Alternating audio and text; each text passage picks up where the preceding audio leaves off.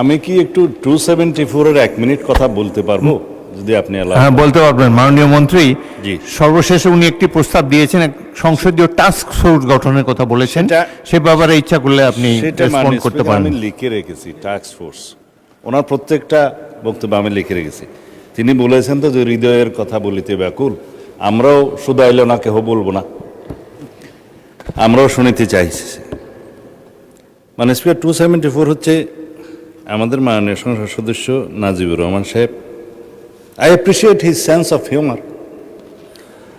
উনি বলেছেন যে স্বরাষ্ট্রমন্ত্রী এক ব্যক্তির গাড়িতে চড়ে সম্বর্ধনা নিয়েছেন। স্বরাষ্ট্রমন্ত্রী কোনো ব্যক্তির গাড়িতে চড়ে সম্বর্ধনা নেয়নি। মানে স্পিকার, এটা একটু এক্সপান্স করুন ফর ইউর। স্বরাষ্ট্রমন্ত্রী যখন ছিলাম না তখন আমি সালাউদ্দিন আমাদের স্থায়ী কমিটির সদস্য ছিলাম। বিদেশ থেকে যখন এসেছি আমি আমার গাড়িতে করে সম্বর্ধনা নিয়েছি। আমার 4টি গাড়ি আছে, আমার 4 জন ড্রাইভার আছে, খুব একটা গরিব মানুষ না। কক্সবাজার যখন আমি গিয়েছি লক্ষ লোকের সমাবেশ হয়েছিল, কোনো গাড়ি বিমানবন্দরে তেমন ঢোকার সুযোগ হয়নি। অনেক লোকের মাইক্রোবাস জিপ টিপ ছিল, একটাতে উঠলাম, ওটাতে কেউ উঠতে দিল না মাইক্রোবাস, আরেকটাতে উঠলাম, আরেকটাতে 5 নম্বর গিয়ে বলে যে এটাতে উঠে। পরে দেখা গেলো সেটা একটা কোনো ব্যক্তির নামে না, 17-18 বছর আগের গাড়ি, সেটা ট্রান্সফার হয়েছে যার নামে। সেই ব্যক্তি আমার এলাকায় বাড়ি, সে আগ্রহ করে বললো এখানে ওঠেন। ওখানে আমার উচ্ছেদে বহু দামি গাড়ি উপস্থিত ছিল কিন্তু পৌঁছাতে পারেনি। সেটা আমি জনগণের সামনে, দেশবাসীর সামনে তারপরেও দুঃখ প্রকাশ বলেছি, এটা আমার ভুল হয়েছে যে আমি অন্য কোনো গাড়িতে উঠতে যেয়ে এই গাড়িতে আমার সমর্থকরা উঠিয়েছে, এবং সেটা কোনো ব্যক্তির নামে গাড়ি না। তারপরেও যদি এটা ভুল হয়ে থাকে আমি জাতির সামনে দুঃখ প্রকাশ করেছিলাম, কিন্তু সেটা ক্লিয়ার হয়ে গেছে ওই সময়। সেটা একটা পুরাতন ইস্যু, এবং সেটা আমার মনে হয় মানে স্পিকার আপনি এক্সপান্স করতে পারেন, এটা আমার অনুরোধ। তবে তার সেন্স অফ হিউমারকে আমি আগামীবারও স্বাগত জানাবো। এভাবেই পার্লামেন্টে উইট করা দরকার। মাননীয় বিরোধী দলের নেতা বসে চলে গেলেন কেন জানি না, ওনার উদ্দেশ্যে অনেক কথা বলার ছিল। এখন আচ্ছা, হয়তো আসছে স্যার, ধন্যবাদ। আমি আজকের পার্লামেন্টে দাঁড়িয়ে চিন্তা করছি এইরকম একটা পার্লামেন্ট দেখার জন্য সারা জাতি অপেক্ষা করছে কিনা। মানে স্পিকার, তিনি আজকে যে প্রস্তাবটা নিয়ে এসছেন পার্লামেন্টকে ভাইব্রেন্ট করেছেন, তার এই ভাইব্রেন্ট প্রপোজালের জন্য তাকে প্রথমে আমি ধন্যবাদ জানাই। তিনি হৃদয়ের কথা বলিতে চাহিয়াছেন, সারা জাতি শুনিতে চাইতেছে, আমরাও। তিনি মাননীয় বিরোধী দলের নেতা হিসেবে আজকে বক্তব্য না রেখে একজন জাতীয় নেতা হিসেবে বক্তব্য রেখেছেন। তাই বলে কালকেরটা ভুলে যাবেন না, আমি আস্তে আস্তে বলব। মানে স্পিকার, আমাদের যেমন মাননীয় সদস্য মনিরুল হক চৌধুরী বক্তৃতা দিলে গোল কোন দিকে দিবে বোঝা যায় না, কিছুক্ষণ ওই দিকে গোল দিল তো কিছুক্ষণ আবার আমাদের দিকে দিল। তা আমি অবশ্য আজকে কোনো দিকে গোল দিতে চাই না। আমরা শ্রমবাজার শুরু করতে দেখেছি শহীদ রাষ্ট্রপতি জিয়াউর রহমানকে। সেটা আজকে বাড়তে বাড়তে সারা দুনিয়ায় বিস্তৃত হয়েছে। তার এই দূরদৃষ্টি আমাদের জাতিকে রেমিটেন্সে সমৃদ্ধ করেছে। মাননীয় বিরোধী দলের নেতা বলেছেন তাদেরকে আমরা রেমিটেন্স যোদ্ধা বলি, তারা যেন বীরের মর্যাদা পায়। অবশ্যই আমরা এখানে আলোচনা করে এই প্রবাসী রেমিটেন্স যোদ্ধাদেরকে বীরের মর্যাদা দিতে পারি। তারা ফ্যাসিবাদ বিরোধী আন্দোলনে সংগ্রাম করতে যেয়ে বিদেশে জানে যেখানে রাজতন্ত্র আছে সেই জায়গাতে আন্দোলন করা মানা, তারপর তারা দেশপ্রেমের বহিঃপ্রকাশ ঘটিয়ে যাবজ্জীবন জেলের মতো নির্দেশ পেয়েছে। কেয়ারটেকার গভর্নমেন্টের সময় উদ্যোগ নিয়ে রাষ্ট্রীয়ভাবে তাদের অনেককে ফেরত আনতে পেরেছেন, আরও কিছু বাকি ছিল, পরে আমরা চেষ্টা করে বাকিদেরও এনেছি। এখনও কেউ যদি বাকি থাকে পররাষ্ট্র মন্ত্রণালয় উদ্যোগ নেবে তাদেরকে যেন ফিরিয়ে নিয়ে আসা হয়। তাদের মধ্যে দেশপ্রেম যারা দেশে আছে তাদের চেয়ে বেশি জাগরুক থাকে। মানে স্পিকার, এই শ্রমশক্তি রপ্তানির মধ্য দিয়ে যেমন রাষ্ট্রপতি জিয়াউর রহমান বাংলাদেশের এই বৈদেশিক মুদ্রা অর্জন এবং দেশের অর্থনীতিকে সমৃদ্ধ করার উদ্যোগ গ্রহণ করেছিলেন, কর্মসংস্থানের ব্যবস্থা করেছিলেন, একইভাবে গার্মেন্টসও তিনি বাংলাদেশে শুরু করেছিলেন। বাংলাদেশে আজকে এই দুইটা খুঁটির উপরে বলতে গেলে অনেকটা আমরা দাঁড়িয়ে আছি, আমাদের অর্থনীতি দাঁড়িয়ে আছে। আমি আবারও ধন্যবাদ জানাই বিরোধী দলীয় আরও অনেক মাননীয় সদস্য প্রায় সময় শহীদ রাষ্ট্রপতি জিয়াউর রহমানের এসব অবদানকে অকুণ্ঠ চিত্তে স্বীকৃতি দেন। আমরা শ্রমবাজারের জন্য একটা টাস্ক ফোর্স গঠন করা যায় কিনা, সমস্ত সমস্যাবলী খতিয়ে দেখে রিকমেন্ডেশনস দেওয়ার জন্য, নিরসনের জন্য যে প্রস্তাব, মাননীয় স্পিকার আপনি একটু আগে যেটা বললেন, লিলি আল্ট্রাসফট সিরাম জেল, যা গভীর থেকে স্কিনে দেয় 3 গুণ সিরাম হাইড্রেশন। সিরাম জেল হাইড্রেশনে ব্রাইট থাকো সব সিজনে। মাননীয় প্রধান বিরোধী দলীয় নেতা যেটা প্রস্তাব করেছেন সেটার একটা বিকল্প অবশ্য এখানে আছে। টাস্ক ফোর্সের কাজটা অন্য মন্ত্রণালয় সম্পর্কিত স্থায়ী কমিটিতে যদি খুব দ্রুত গঠন করা যায়, অনেক বিষয় মন্ত্রণালয় সম্পর্কিত স্থায়ী কমিটিতে আলোচনা করেও সমাধান করা যাবে, অনেক অভিযোগেরও নিষ্পত্তি করা যাবে। তবে টাস্ক ফোর্স সম্পর্কিত যে প্রস্তাবটা দিয়েছেন সেটা শ্রম মন্ত্রণালয় পরীক্ষা নিরীক্ষা করে আমার মনে হয় একটা টাস্ক ফোর্স প্রতিষ্ঠা করা যায়। আর তাদেরকে বিমানবন্দর সহ সমস্ত জায়গায় যাতে যথাযথ সম্মান প্রদান করা হয় এবং অগ্রাধিকার দেওয়া হয়, সেই বিষয়টি স্বরাষ্ট্র মন্ত্রণালয়, শ্রম মন্ত্রণালয় মানে প্রবাসী কল্যাণ মন্ত্রণালয় এবং পররাষ্ট্র মন্ত্রণালয় সম্মিলিতভাবে সিভিল এভিয়েশন মিনিস্ট্রি সহ একটা ওয়ার্কিং কমিটি করে আমরা সেই কাজটা করতে পারি, সেটা সরকারি পর্যায়ে। এটা যদি আপনারা, আমার মনে হয় এটাও আপনারা অ্যাড্রেস করতে চেয়েছেন, এটাও আমরা করতে পারি আমাদের প্রবাসী বন্ধুদের জন্য।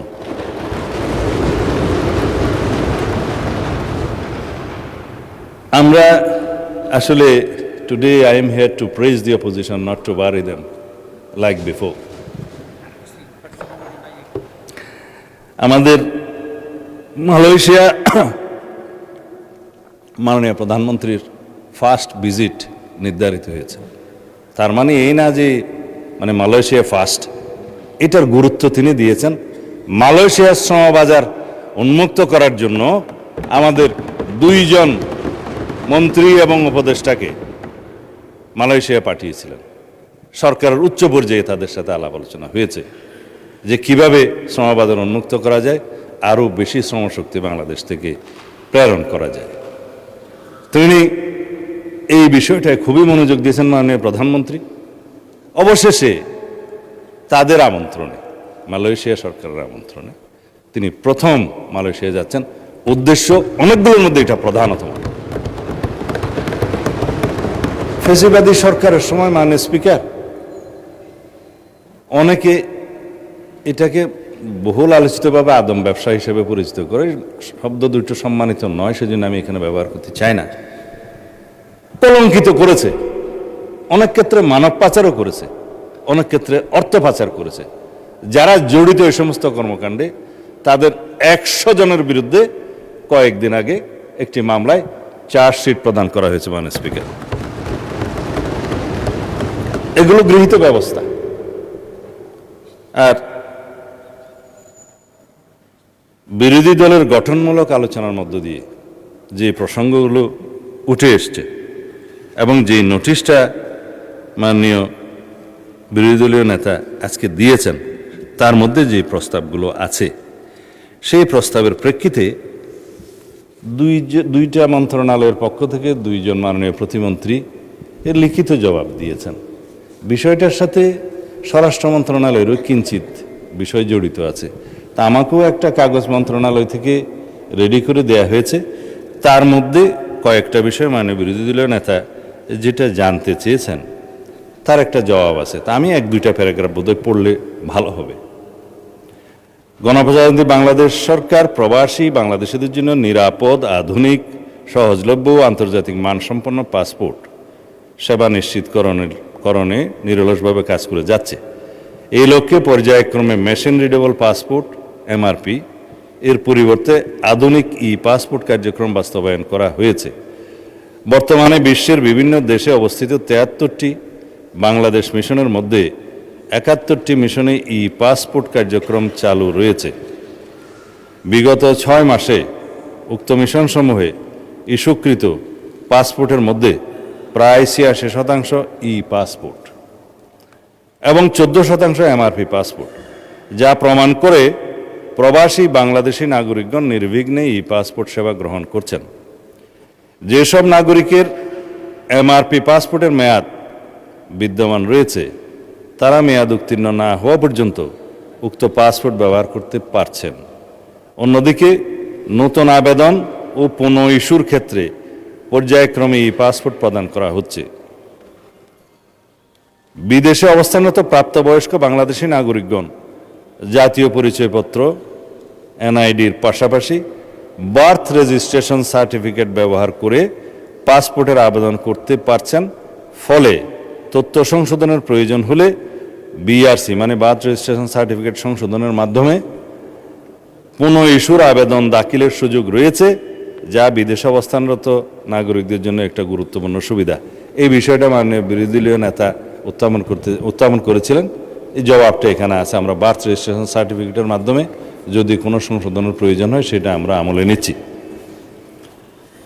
পাসপোর্ট সেবা সহজীকরণের লক্ষ্যে সরকার ইতিমধ্যে একাধিক নীতিগত ও প্রশাসনিক পদক্ষেপ গ্রহণ করেছে। এর মধ্যে উল্লেখযোগ্য হল পুলিশ ভেরিফিকেশন ব্যতিরেকে পাসপোর্ট ইস্যু করা, অনলাইন আবেদন ও অনলাইন পেমেন্ট ব্যবস্থা, এসএমএস ও অনলাইনের মাধ্যমে আবেদন অগ্রগতি পর্যবেক্ষণ, অভিযোগ প্রতিকার ব্যবস্থা, কল সেন্টার ও হেল্পলাইন চালু এবং বিদেশে অবস্থানরত নাগরিকদের জন্য বিআরসির ভিত্তিতে বার্থ রেজিস্ট্রেশন সার্টিফিকেটের ভিত্তিতে আবেদন গ্রহণের সুযোগ সৃষ্টি। কয়েকদিন আগে মন্ত্রণালয়ে আমরা একটা আন্তঃমন্ত্রণালয় মিটিং করেছিলাম। এই বিষয়ে মাননীয় স্পিকার এই নির্দেশনাগুলো দিয়ে দেওয়া হয়েছে সমস্ত জায়গায়। প্রবাসী বাংলাদেশিদের সুবিধার্থে বিদেশস্থ বাংলাদেশ মিশনসমূহের আওতাধীন দূরবর্তী ও দুর্গম এলাকায় মোবাইল এনরোলমেন্ট কিট বাড়ি বাড়ি গিয়ে যাতে এনরোলমেন্ট করতে পারে, মোবাইল এনরোলমেন্ট কিট ব্যবহার করে ই পাসপোর্ট আবেদন গ্রহণ ও সেবা প্রদান করা হচ্ছে। ই পাসপোর্ট ব্যবস্থা চালুর ফলে পাসপোর্টের নিরাপত্তা উল্লেখযোগ্যভাবে বৃদ্ধি পেয়েছে। আবেদনকারীর 10 আঙ্গুলের ছাপ, আইরিশ স্ক্যান এবং সরাসরি উপস্থিতিতে ছবি গ্রহণের মাধ্যমে বায়োমেট্রিক তথ্য সংরক্ষণ করা হচ্ছে।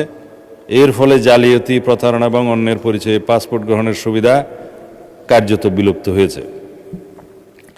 বিদেশে অবস্থানরত প্রবাসী বাংলাদেশিদের নিকট দ্রুততম সময়ে প্রস্তুতকৃত পাসপোর্ট পৌঁছে দেওয়ার লক্ষ্যে আন্তর্জাতিক কুরিয়ার সার্ভিসের মাধ্যমে 72 ঘন্টার মধ্যে সংশ্লিষ্ট বাংলাদেশ মিশনে প্রেরণের ব্যবস্থা গ্রহণ করা হয়েছে। এছাড়া অবশিষ্ট বাংলাদেশ মিশন সমূহেও পর্যায়ক্রমে ই পাসপোর্ট কার্যক্রম সম্প্রসারণের কাজ চলমান রয়েছে। তবে স্বীকার্য যে কিছু ক্ষেত্রে বিদেশস্থ বাংলাদেশ মিশন সমূহে পাসপোর্ট সেবা প্রাপ্তিতে কিছু প্রতিবন্ধকতা বিদ্যমান রয়েছে, যেমন মাল্টিপল অ্যাক্টিভ, বায়োমেট্রিক মিসম্যাচ, বিভিন্ন তথ্য সংশোধন, হারানো পাসপোর্ট, পূর্ববর্তী পাসপোর্ট যাচাই অথবা বিশেষ অনুমোদন সংক্রান্ত আবেদনসমূহ দ্রুত নিষ্পত্তি করা সম্ভব হচ্ছে না। অনেক ক্ষেত্রে প্রয়োজনীয় ডকুমেন্ট যথাসময়ে সিস্টেমে আপলোড না করা, সমস্যার প্রকৃতি যথাযথভাবে অনুধাবন করতে না পারা অথবা পাসপোর্ট অধিদপ্তর সংশ্লিষ্ট দপ্তরের সাথে সময় মতো সমন্বয় না হওয়ার কারণে আবেদনকারীদের দীর্ঘদিন অপেক্ষা করতে হচ্ছে। আবেদনকারীদের যথাযথ দিক নির্দেশনা প্রদানের ক্ষেত্রেও সীমাবদ্ধতা পরিলক্ষিত হয়। প্রয়োজনীয় কাগজপত্র, আবেদন প্রক্রিয়া বা সমস্যা সমাধানের বিষয়ে সুস্পষ্ট ধারণা না থাকায় অনেক প্রবাসী নাগরিককে একাধিকবার দূতাবাস বা পাসপোর্ট সেন্টারে যেতে হচ্ছে। ফলে তাদের অতিরিক্ত সময়, অর্থ ও শ্রম ব্যয় হচ্ছে এবং অনেক ক্ষেত্রে কর্মঘণ্টা নষ্ট হওয়ায় আর্থিক ক্ষতিরও সম্মুখীন হতে হচ্ছে। কিছু দেশে আউটসোর্সিং প্রতিষ্ঠানের মাধ্যমে এই পাসপোর্ট কার্যক্রম পরিচালনার ফলে অতিরিক্ত ভোগান্তি সৃষ্টি হচ্ছে। উদাহরণস্বরূপ মালয়েশিয়ার কুয়ালালামপুরে আবেদনকারীদের বায়োমেট্রিক কার্যক্রম সম্পন্ন করতে এক স্থানে এবং পাসপোর্ট গ্রহণ করতে অন্য স্থানে যেতে হয়। পরবর্তীতে পাসপোর্ট অ্যাক্টিভেশনের সময় পুনরায় আউটসোর্সিং প্রতিষ্ঠানে যেতে হয়। ফলে আবেদনকারীরা বাড়তি দুর্ভোগের সম্মুখীন হচ্ছেন, যা সমাধান হওয়া প্রয়োজন এবং এই বিষয়ে আমরা কাজ করছি মাননীয় স্পিকার। উল্লেখ্য, প্রবাসী বাংলাদেশিদের কল্যাণ, সুরক্ষা এবং উন্নততর পাসপোর্ট সেবা নিশ্চিতকরণে সরকার সর্বোচ্চ অগ্রাধিকার দিয়ে কাজ করছে। ভবিষ্যতেও এই কার্যক্রম অব্যাহত থাকবে। মাননীয় স্পিকার, বিরোধী দলীয় নেতা কয়েকটা স্পেসিফিক প্রস্তাব দিয়েছেন। যারা বিদেশে মৃত্যুবরণ করে প্রবাসীদের মধ্যে, তাদের লাশ যেন একদিনও সেখানে বেশি অবস্থান না করে। বাংলাদেশের দূতাবাসসমূহ যাতে তড়িৎ গতিতে সেই ব্যবস্থাটা গ্রহণ করে, পররাষ্ট্র মন্ত্রণালয় থেকে সেটা একদম স্ট্যান্ডিং অর্ডার দেয়া আছে এবং আমাদের নজরে যখন আসে, পত্রিকান্তর অথবা অন্য কোনোভাবে আসে, আমরা সেটা খুব দ্রুততম সময়ের মধ্যে সেটা অ্যাড্রেস করি। কিছুদিন আগে দেখেছেন আমাদের মাননীয় পররাষ্ট্র প্রতিমন্ত্রী সেরকম একটি লাশ গ্রহণ করতে এখানে এয়ারপোর্টে এসেছেন। এটা জাতীয়ভাবে সংবাদে দেখা গেছে। যে কোনো বিদেশি এই যে লিবিয়া এবং লিবিয়া হয়ে ইটালি যাওয়ার যে প্রবণতা লক্ষ্য করা গেছে, আমাদের কিছু কিছু দালালের খপ্পরে পড়ে কিছু কিছু ভাইয়েরা ভূমধ্য সাগর পাড়ি দিতে গিয়ে তারা খুব একটা বলতে গেলে যে অমানসিক বা মানবেতরভাবে তারা বুটের মধ্যে থেকে খুব তারা মৃত্যুর শিকার হয়, মৃত্যুবরণ করেন, যেটা বর্ণনা করার মতো না ভাষায়। সেগুলো হয়েছে এবং এর সাথে একটা চক্র জড়িত। আমার এলাকাতেও এরকম দুই একটা ঘটনা উন্মোচিত হয়েছে। আমি তাদের বিরুদ্ধে ব্যবস্থা নিয়েছি এবং তাদেরকে ফিরিয়ে আনার ব্যবস্থা নিয়েছি পররাষ্ট্র মন্ত্রণালয়ের সহযোগিতায়। এখনও একজন আসতে পারেনি। মাননীয় স্পিকার, এগুলো বন্ধ করার জন্য এখানে আমাদের সমন্বিতভাবে চেষ্টা করতে হবে। বিদেশে আমাদের ভাবমূর্তি ক্ষুণ্ণ হচ্ছে এই কারণে। প্রবাসে যারা দক্ষ জনশক্তি রপ্তানির কথা বলছেন, এই বিষয়ে মাননীয় প্রধানমন্ত্রী দায়িত্ব গ্রহণের পর থেকেই, যেহেতু এটা আমাদের নির্বাচনী ইশতেহার এবং 31 দফা তো আমরা এটা অ্যাড্রেস করেছি, প্রথম দিন থেকে চেষ্টা করছি যে আমরা এমন শিক্ষা ব্যবস্থা চালু করব এবং সেটা আমরা গ্রহণ করেছি, ইতিমধ্যে ইনিশিয়েট করেছি, যে শিক্ষা ব্যবস্থা বেকারের জন্ম দেবে না। আমরা বাংলা ইংরেজির পাশাপাশি আরেকটি ভাষা শিক্ষা গ্রহণ করার জন্য কম্পালসারি করছি মাধ্যমিক পর্যায় পর্যন্ত। তারপরে কারিগরি শিক্ষা গ্রহণের জন্য আমরা ইন্টারমিডিয়েটের পর থেকে আমরা এটাও সুযোগ বেশি করে সৃষ্টি করব, যাতে সবাই বিশ্ববিদ্যালয়ে যাওয়ার তাগিদ অনুভব না করে। এখন আমাদের দেশে একটা প্রবণতা আছে মাননীয় স্পিকার, সবাই ডিগ্রি পাস হবে, মাস্টার ডিগ্রি পাস হবে, তারপরে হয়তো বেকার হয়ে যায়। কিন্তু বিদেশে এরকম নয়, অনেক দেশে এরকম নয়। দেখা যায় ইন্টারমিডিয়েটের পরে যারা শুধু টিচিং প্রফেশনে যাবে, রিসার্চ করবে, উচ্চশিক্ষা শুধু মাস্টার্স এবং এমফিল এবং পিএইচডি ডিগ্রি তারাই নেয়। তা আমরা বিশ্ববিদ্যালয়ের সংখ্যা যতই বাড়াই না কেন, সব ইন্টারমিডিয়েট পাস যারা করে তাদেরকে যদি শুধু বিশ্ববিদ্যালয়ে প্রেরণ করি গ্র্যাজুয়েশনের জন্য এবং বেকার হওয়ার জন্য, সেটা আমাদের জন্য ভালো হবে না। সেজন্য আমরা কর্মমুখী শিক্ষা ব্যবস্থার, যেটা শহীদ রাষ্ট্রপতি জিয়াউর রহমান আমাদেরকে শিখিয়েছেন, উৎপাদনমুখী শিক্ষা ব্যবস্থার দিকে আমরা যাচ্ছি।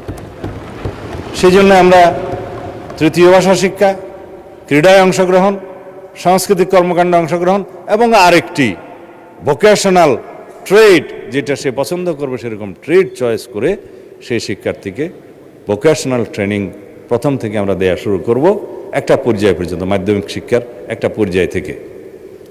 এভাবে আমরা দক্ষ জনশক্তি সৃজন করে সারা বাংলাদেশের, এখন 18 কোটি বলি বা 20 কোটি মানুষ বলি, যেহেতু সেন্সাসটা পরে আর হয় নাই, সকল মানুষের দুই হাতকে আমরা কর্মের হাতে পরিণত করতে পারবো, যেটা আমাদের মাননীয় প্রধানমন্ত্রী উদ্যোগ গ্রহণ করেছেন।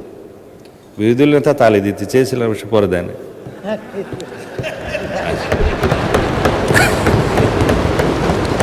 It's a আমি বেশিক্ষণ সময় নেব না, যেহেতু এখন রাত্রে 9টা বাজে। আপনি যদিও স্বাধীনতা দিয়েছেন যে টেক ইউর টাইম, কিন্তু আমি কারো বিরতির উদ্রেক হতে চাই না। অলরেডি 9টা বেজে গেছে। মানে স্পিকার, এরকম একটা অ্যাটমসফিয়ারে মানে বিরোধী দলের নেতা বলছে এখানে আরবি ফার্সির বয়াত রুবাইয়াত এবং শের শায়েরি বহুত হয়েছে, এটা কেন বলছেন আমি জানি না। যদি আপনি শুনতে চান আমি ফার্সিও বলতে পারি, উর্দুও বলতে পারি, সেটা ইট ইজ ইউর লিবার্টি। আপনি শুনবেন কিনা? হ্যাঁ না, ফর ইউর নলেজ, আমার হিন্দিতেও ডিপ্লোমা আছে, উর্দুতেও ডিপ্লোমা আছে, ফার্সিও কুচকুচ জানে, RBO Kuch Kuch. For your knowledge. Anyway, আপনারা এই সময়ে, এই রাত্রে 9টার সময় শের শায়েরি নাই শুনলেই ভালো। তবে সব সময় তো একই মেজাজ থাকে না। আমার শের শুনে যদি আপনারা আবার বিগড়ে যান, সেই জন্য আমি বলতে চাই না। বলা হয় যে বাংলাতে বলে দিই আর কি, তা আপনারা না হলে আবার শেকায়েত করবেন যে ফুলের পাপড়ি দিয়ে যদি আপনি ইচ্ছা করেন হীরের কলিজাও কাটতে পারেন, কিন্তু যারা অবুঝ বান্দা হবে, কেউ যদি বুঝতে না চায়, আপনাদেরকে মিন করছি না, তাদেরকে বলে যে লফজে নরমে নাজুক বেআসর, তাদের উপর আর কি। তার মানে বলে বলবো নাকি, এটা হচ্ছে যদি আমরা সবাই একসাথে থাকি তাহলে আমরা ফুলের পাপড়ি দিয়েও হীরের কলজা কাটতে পারবো ইনশাআল্লাহ। যদি আমরা ঐক্যবদ্ধ না থাকি তাহলে তলোয়ার দিয়েও আমরা ফুল কাটতে পারবো না বা তরমুজ কাটতে পারবো না। আমরা তরমুজের চরিত্র হচ্ছে বাহিরে সবুজ ভিতরে লাল, কিন্তু আমরা সবাই মিলে বাংলাদেশের পতাকার মতো সবুজ এবং লালের পতাকা উদ্যত করে দিচ্ছি। এটাও একটা শের হয়ে যেতে পারতো, তা আপনারা যেহেতু শুনতে চাইলেন না সেই জন্য বললাম না আর কি। না না, এটা আমাদের একটা ফলপ্রসূ আলোচনার মধ্যে, আমি এর বেশি রসবোধ দিতে চাই না। তবে বাইরে যেটা হয় সেটা সম্পর্কে একটা বলা যায়, সেটা মির্জা গালিবের যে মানে স্পিকার, আমরা এখানে সবাই এক, জাতির জন্য, জাতির কল্যাণে, দেশের কল্যাণে, জনগণের স্বার্থে আমরা এখানে সবাই মিলে আইন প্রণয়ন করি, সবাই মিলে গঠনমূলক আলোচনা করি। অনেক প্রস্তাব বিরোধী দলীয় নেতা দিয়েছেন, আমরা সেগুলো গ্রহণও করেছি। যৌথভাবে আমরা আলোচনার জন্য এই জ্বালানি মন্ত্রণালয়ের উপরে একটা কমিটি 50-50 করে মাননীয় প্রধানমন্ত্রী বিরোধী দলীয় নেতার প্রস্তাবের প্রেক্ষিতে করে দিয়েছেন, রিপোর্টও পেশ হয়েছে পার্লামেন্টে। এইভাবে আমরা কাজ করছি, কিন্তু বাইরের আবহাওয়াটা কেমন যেন ভালো না। রাস্তায় গেলে সেটা ওনারা ভুলে যান, তো বলে বাজিশায় আতফল হে দুনিয়া মেরে আগে, হোতা হে সব রোজ তামাশা মেরে আগে। ধন্যবাদ মনে হচ্ছে। লিলি আল্ট্রাসফট সিরাম জেল, যা গভীর থেকে স্কিনে দেয় 3 গুণ সিরাম হাইড্রেশন। সিরাম জেল হাইড্রেশনে ব্রাইট থাকো সব সিজনে।